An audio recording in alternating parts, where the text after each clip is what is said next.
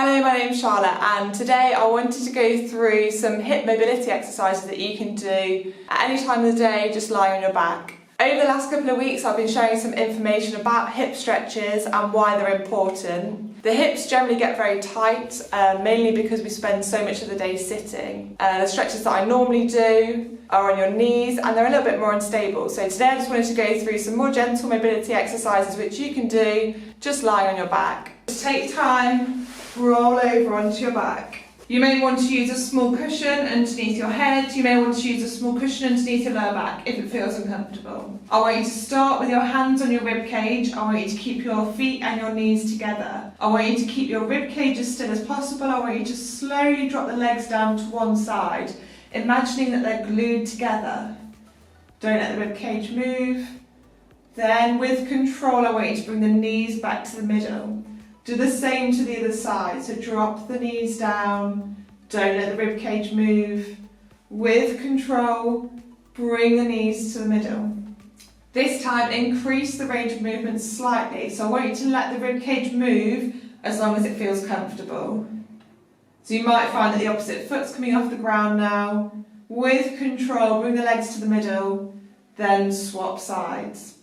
So you'll see my foot's coming off the ground slightly.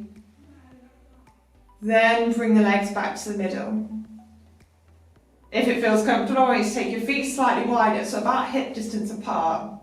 You can either keep your hands on the rib cage or you can take your arms out to the side. Again, I want you to drop both the knees down to one side. Start with a small range of movement. With control, bring the knees to the middle, then swap sides. If you want to, you can turn your head away from the stretch, only if it feels comfortable. With control, bring the legs to the middle. You can either carry on doing that for a few more times, or you can take the legs slightly wider. If you're using a mat, you can take your feet either side of the mat. Again, take your arms out of the way. Slowly drop the knees down to one side. With control, bring them to the middle, then swap sides. As you start to get used to it, you can increase the range of movement slightly and take the legs just a bit further down. Shouldn't feel painful at all. You can either carry on doing that or you can bring the legs in, and this time you can cross one leg on top of the other. Just make sure there's no gap between the legs. Take the arms to the side, you might need them for stability. I want you to slowly drop your legs down to one side. Start with a small range of movement. With control, bring the legs to the middle, then swap sides. With control, bring the legs to the middle, uncross the legs, then do the same on the other side. Make sure there's no gap between the legs. Drop the legs down to one side, bring the legs to the middle, then swap sides.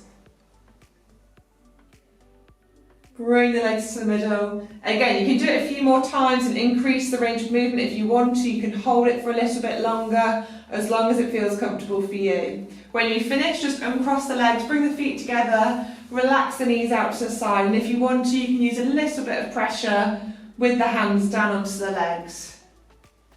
From here, if you want to, you can pull one knee at a time into the chest, or you can pull both knees into the chest just to finish the routine. Then slowly release. When you've finished, I want you to roll onto your side and use your upper body to push yourself back up. Thank you for watching this video. I hope you found it useful.